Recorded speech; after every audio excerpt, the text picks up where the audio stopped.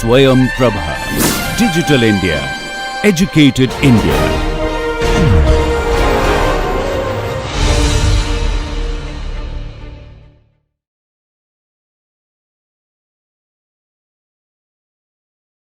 Okay, so let me start welcoming the batch of students for the ACM Summer School and other people who are also attending this summer school.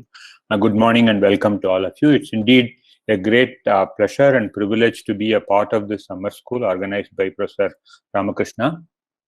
And this part of the talk essentially is going to give you some background from the computer architecture perspective that a compiler writer needs to know, right? Many of you would have done a first level course in computer organization and would have covered where they would have covered most of these topics. But the idea of doing this is to make sure that we all use the same terminology and we all understand what we mean by that. That's the reason. So it's going to be fairly simple, and whatever you already know, I'm going to quickly go through them, just do a review so that we all understand what is in this. So this is the overview of this lecture, where we will talk about instruction set architecture, processor pipelines and pipeline hazards. We will also very briefly introduce instruction level parallelism and processors which have instruction level parallelisms. Then we will talk a little bit more about memory hierarchy and what kind of optimizations would make sense in memory hierarchy, how memory behaves with regard to programs, what kind of optimizations would make sense in memory hierarchy. And then lastly, I will also try to introduce data parallelism and architectures for data parallelism. This is essentially where you try to exploit SIMD parallelism or vectorization and other related things. So that's roughly the organization of this talk. Right? Let's just start off with the basic computer organization. Many of you know that a basic computer consists of a central processing unit, and within the central processing unit, which is the processor, we have the arithmetic and logic units, which can actually perform all the computations that is required. The control unit is responsible for providing the necessary control to the ALU as well as to the other subcomponents in the system so that the exact activity is performed. And within the processor, we also have a set of registers. Some of them are general purpose registers, which are meant for storing temporary values, like the integer registers and floating point registers. And we also have some special purpose registers, such as the program counter or the instruction register, or sometimes called the frame pointers, and so on and so forth. In addition to these things, the central processing unit also consists of a memory management unit, which is required for doing address translation. And we have one or two or maybe even three levels of cache hierarchy within a processor today, right? So that is all about the central processing unit. So we will very briefly see how the central processing unit functions and certain aspects of that. Apart from the central processing unit, we also have the main memory, which is a part of the basic computer organization. And then, of course, you have a number of input-output devices which are connected to the central processing unit and main memory by means of a bus. The main memory is the one which stores the program which is being executed by the processor, and it's also the one where the data resides. Therefore, the processor operates on the data and then computes certain things. Okay.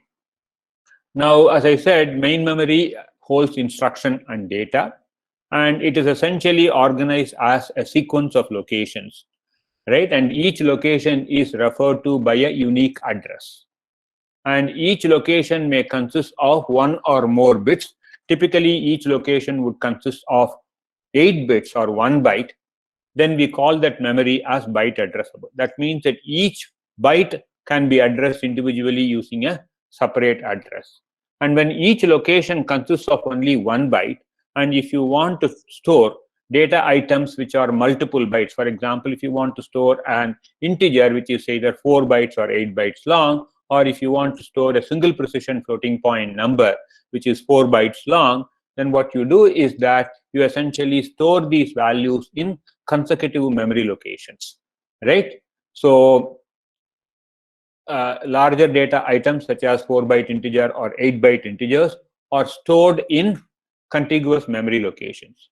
Again, there are conventions called big endian and little endian, which essentially says whether the least significant byte of this larger data item, right, resides in a higher address or in a lower address. For example, if you start off with an address 4C00, correct, in hexadecimal, then 4Z00, 01, 02, and 03 would hold a 4-byte integer.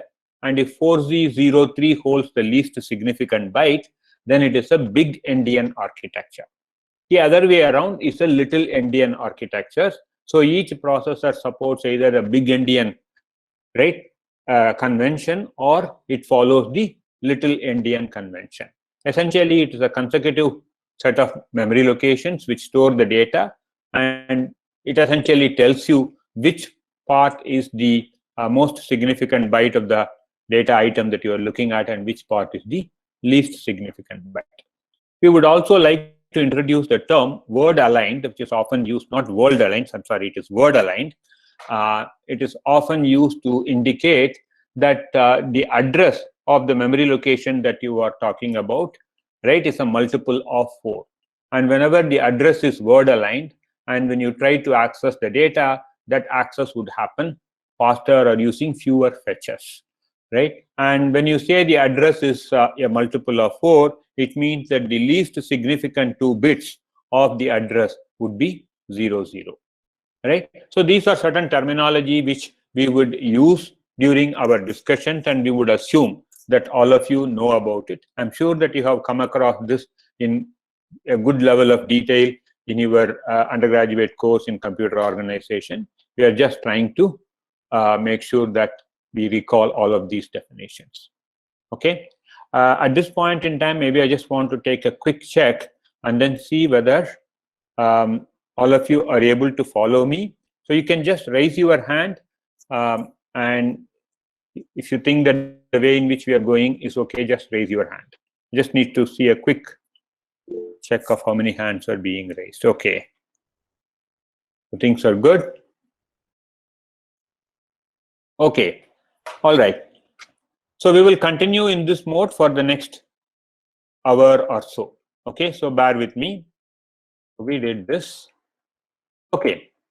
Next, we will talk about instruction set architecture. Instruction set architecture is the basic thing that we need to understand before we could understand anything about the processor. Instruction set architecture is also the view of the computer visible to the programmer or the compiler writer. This is what we need to know about the processor for which we are going to generate code for that. Right, so we are again going to focus on this aspect because this course is primarily focused towards compiler design and compiler writing. Okay, and when we talk about the instruction set architecture, there are 2 kinds of instruction set architectures. One called the complex instruction set computers, and the other called reduced instruction set computers. These are typically, the acronyms for this are CISC and RISC. In the case of a complex instruction set computer, a single instruction is a complex instruction and is capable of performing a complex operation involving several actions, right? And whereas a reduced instruction set computer is one in which every instruction performs one simple operation. The idea is to make the instruction simple so that the implementation can be made more efficient. Whereas the idea behind the CISC set of instructions is that if one instruction can perform many tasks, then you need fewer instructions to execute the program, and hopefully that would make the program run faster. However, the downside of the CISC instruction set architecture is that to implement each one of these complex instructions, it would take several cycles. And because these are complex operations, pipelining and other things cannot be done in a very efficient manner, and the clock rates of the system could be possibly slower, and so on and so forth.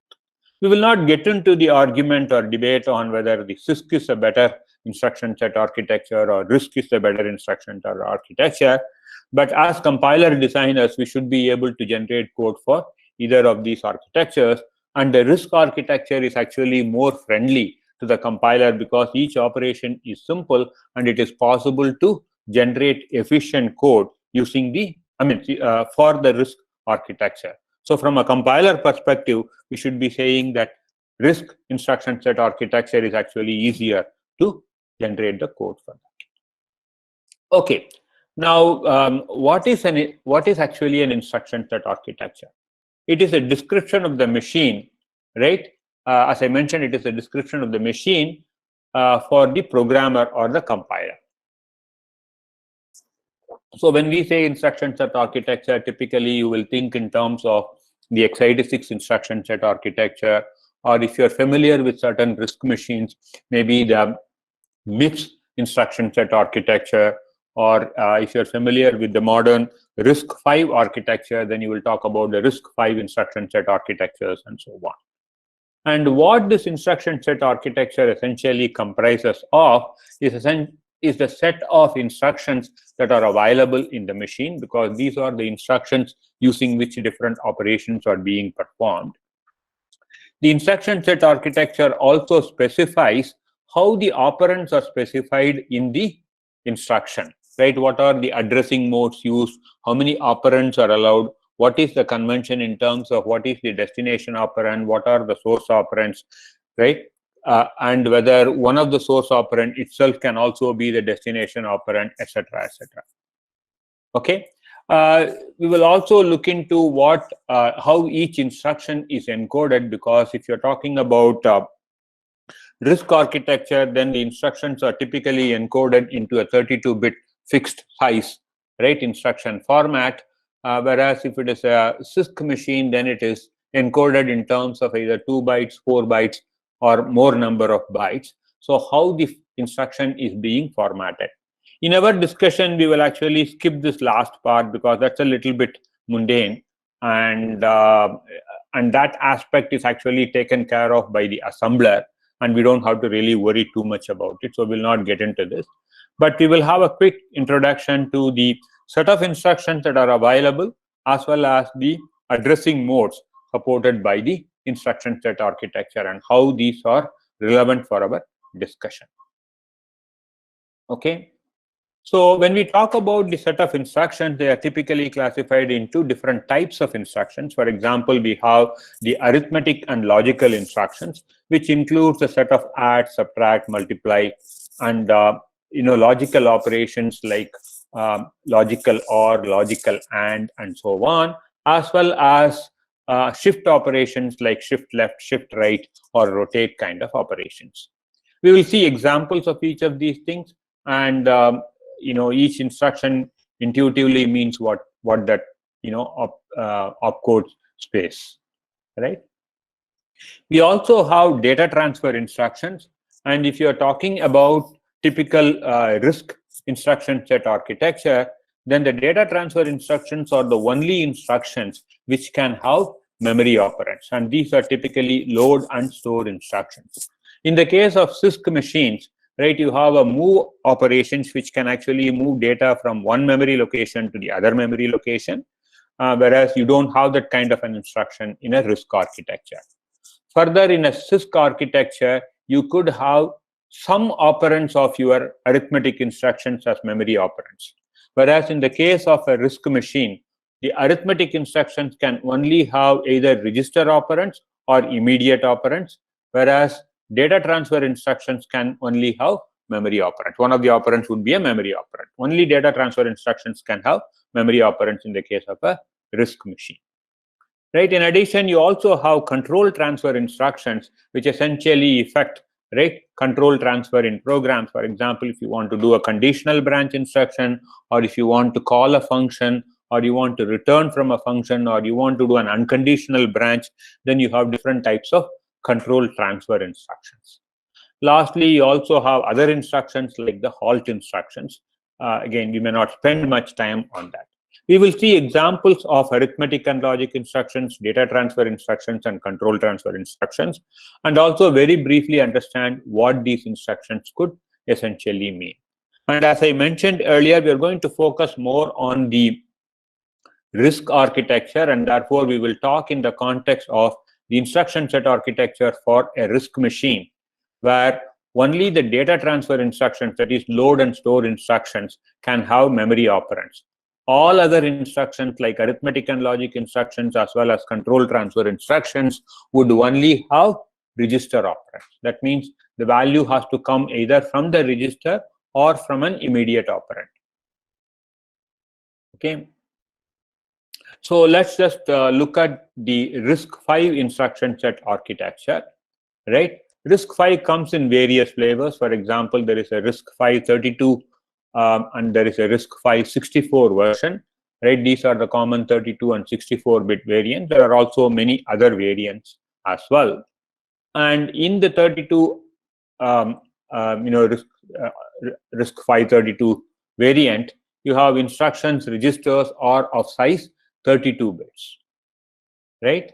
It's a load store architecture. By that, what we mean is that only instructions that have, right, load store instructions are the only ones which can have memory operands. All other instructions would only have register operands or immediate operands. Okay. And in this context of the RV32, we will simply say that a word is 32 bits, a half word is 16 bits, and a byte is 8 bits. Okay, and these are encoded as W, H, and B in the instructions. Okay, and the addressing mode that is supported in the RISC-V architecture, it's what is called a displacement addressing mode, where you will have an offset plus a value from a register which will be added to the offset to obtain the effective address of the memory location. I will give you an example when we come to the load store instructions. The other type of operands that are allowed are register operands, in which one of the operands can be from the register. The contents of a register is an operand. That's called the register addressing mode. The last one is the immediate addressing mode, in which the instruction itself would have a part of the operand. The instruction itself would have the operand. For example, when you want to add 1, or when you want to subtract -4, or when you want to increment by 8, right? These are small constant values. These constant values appear as a part of the instruction, right? And these are called immediate operands. Again, as I give you examples, you will understand this better. Okay, now let's look at the integer instruction set of the RISC-V architecture, right? The RISC-V architecture has 32 general purpose registers, and each of this is 32 bits wide. And these are referred to as X0 to X31 in that architecture. And one convention here is that the X0 register is always hardwired to 0.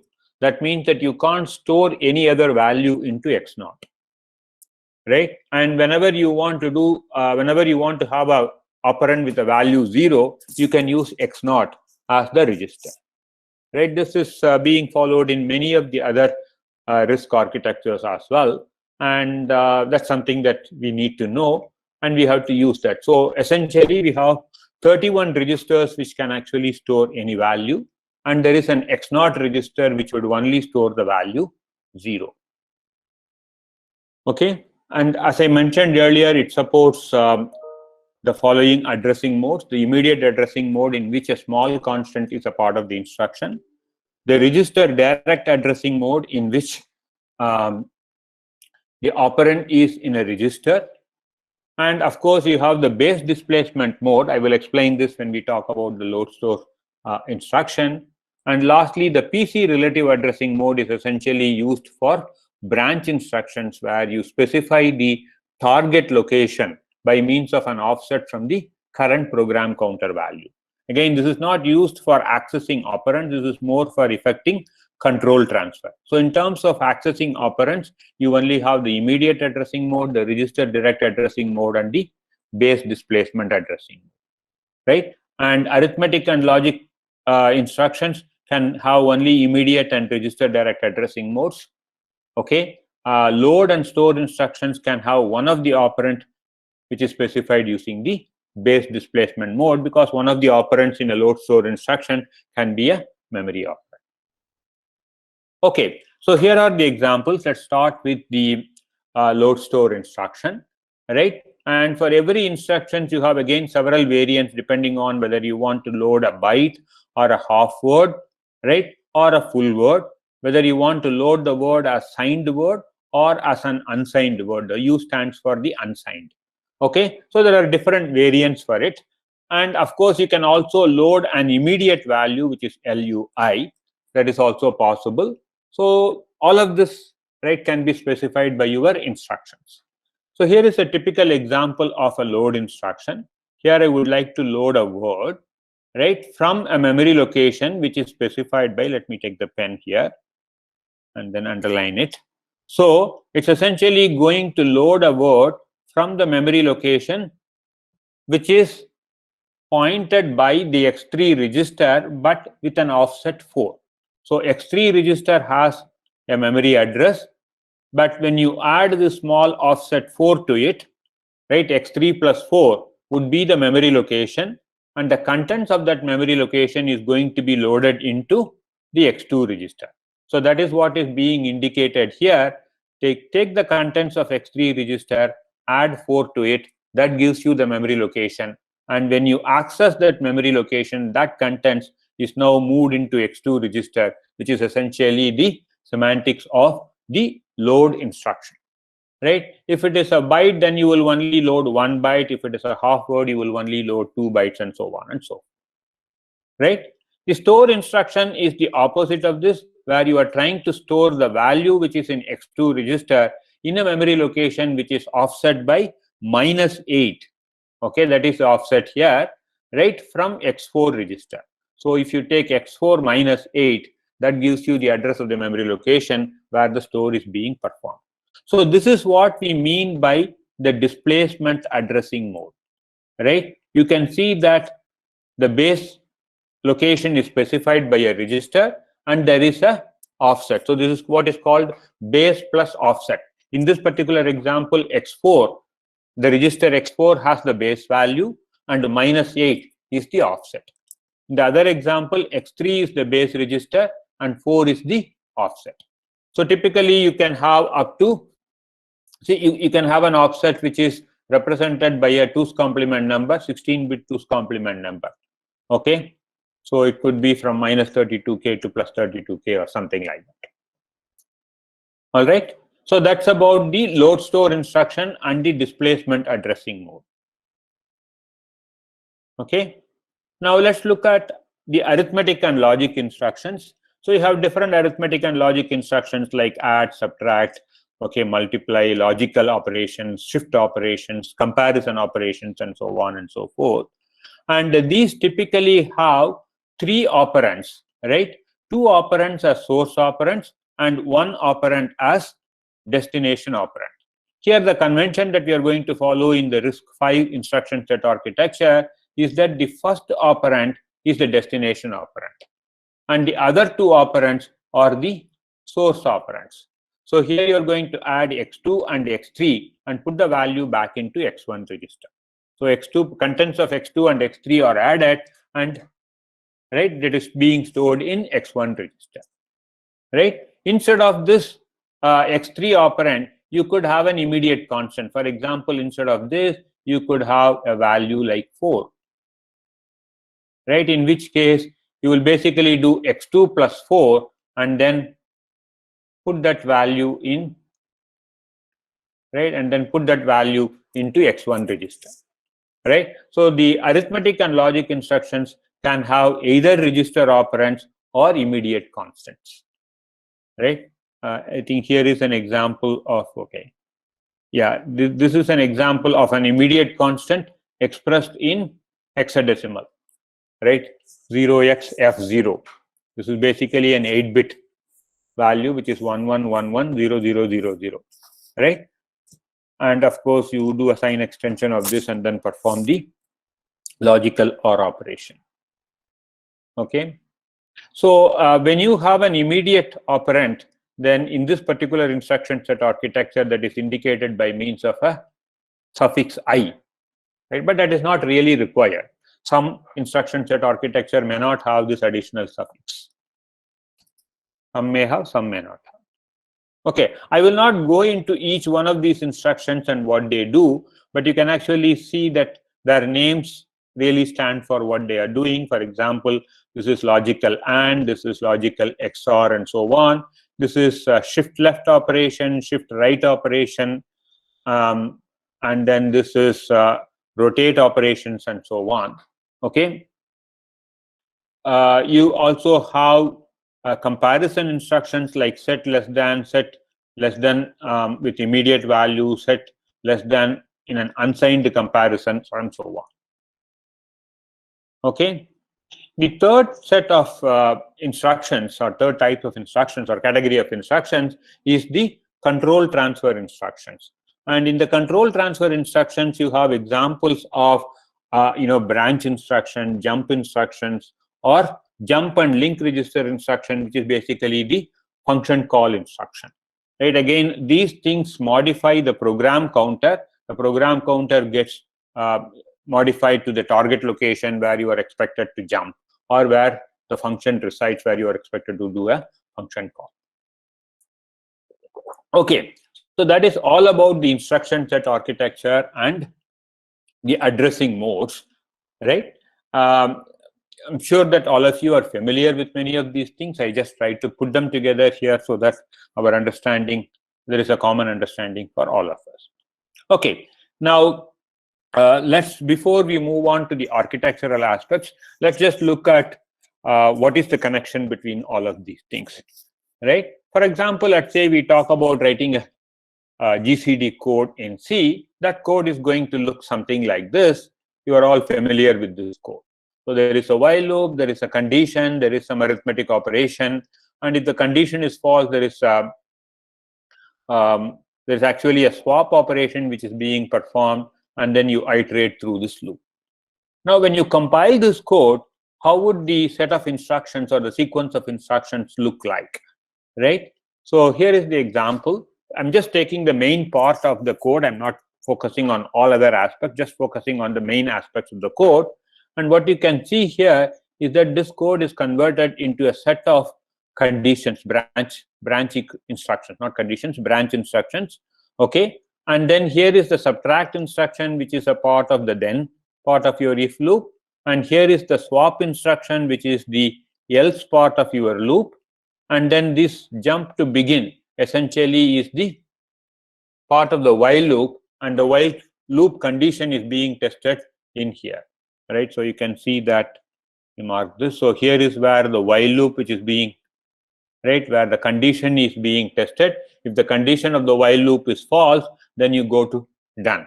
If the condition is true, then you iterate. There you do the if condition, and then if the if condition is true, you do the subtract. If the if condition is false, you have to do the swap. Swap is essentially moving, right, register contents, but move is achieved by means of an add instruction here, right? What is the second operand here?